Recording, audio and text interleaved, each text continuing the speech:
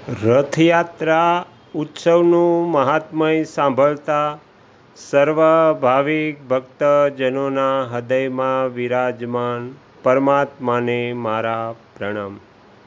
આજે આપણે સાંભળીશું કે અષાઢ મહિનામાં બીજના દિવસે જે રથયાત્રા કાઢવામાં આવે છે તે કઈ રીતે કાઢવી, તેમનું પૂજન કઈ રીતે કરવું, તેમનું શું મહત્ત્વ છે તે બધું સાંભળીશું। તો અષાઢ માસના શુક્લ પક્ષની બીજથી લઈને નોમ સુધીનો આ રથયાત્રાનો ઉત્સવ હોય છે। આ ઉત્સવની શરૂઆત કરવામાં અષાઢ માસના શુક્લ પક્ષની બીજ તિથિએ અરુણોદયના સમયે ભગવાનની પૂજા કરવી। બ્રાહ્મણો, વૈષ્ણવો, તપસ્વીઓ અને અતિઓની સાથે સ્વયંમે પણ હાથ જોડીને દેવાધિદેવ ભગવાનને યાત્રા માટે વિનંતી કરવી। હે પ્રભુ, આપે પૂર્વકાળમાં રાજા ઇન્દ્રદ્યુમ્નને જે રીતે આજ્ઞા આપી છે તે પ્રમાણે રથ દ્વારા ગંડીચા મંડપ જવા માટે વિજય યાત્રા કરો। આપની કૃપા કટાક્ષપૂર્ણ દ્રષ્ટિથી દસે દિશાઓ પવિત્ર થાય છે તથા સ્થાવર જંગમ સમસ્ત પ્રાણી કલ્યાણને પ્રાપ્ત થાય। આપે આ અવતાર લોકો પર કૃપા કરવા માટે ગ્રહણ કર્યો છે, તેથી હે ભગવાન, આપ પ્રસન્નતાપૂર્વક પૃથ્વી પર ચરણ મૂકીને પધારો।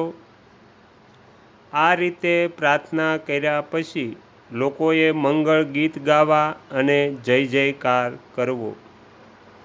આ પ્રમાણે ઉત્સવનો આરંભ થતાં બલભદ્ર, શ્રી કૃષ્ણ અને સુભદ્રાને રથ પર વિરાજમાન કરીને બ્રાહ્મણ, ક્ષત્રિય અને વૈશ્યએ ધીરે ધીરે પગલાં ભરતા રથયાત્રાની શરૂઆત કરવી।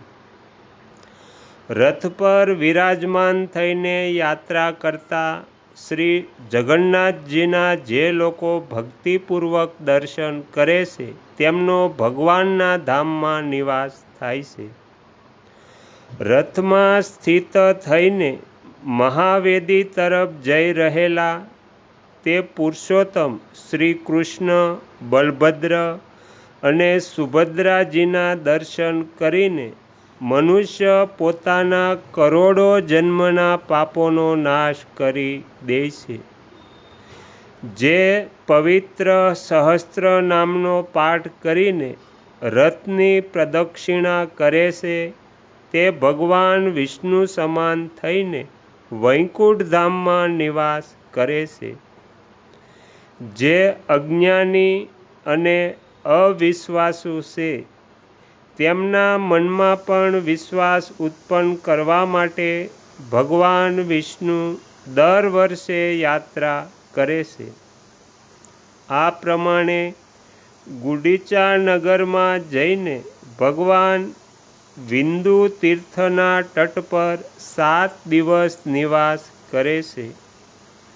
7 દિવસ ત્યાં રથને સારી રીતે રક્ષા કરીને 8મા દિવસે તે બધા રથોને પુનઃ દક્ષિણાભિમુખ કરી દેવા અને અષાઢ સુદ નોમના દિવસે પ્રાતઃકાળે તે બધા ભગવત વિગ્રહોને રથ પર વિરાજમાન કરવા।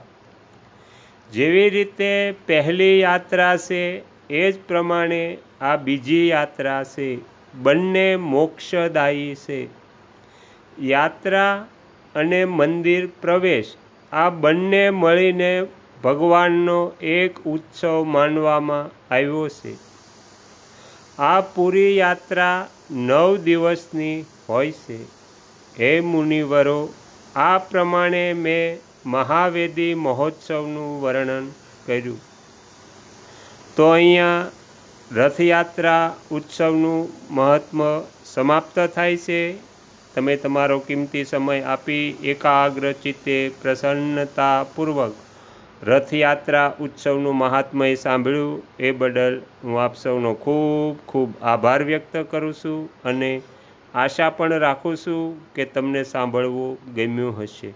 જો ગમ્યું હોય તો બીજા 5 લોકોને પણ સંભળાવજો. શ્રી સદગુરુ દેવની જય.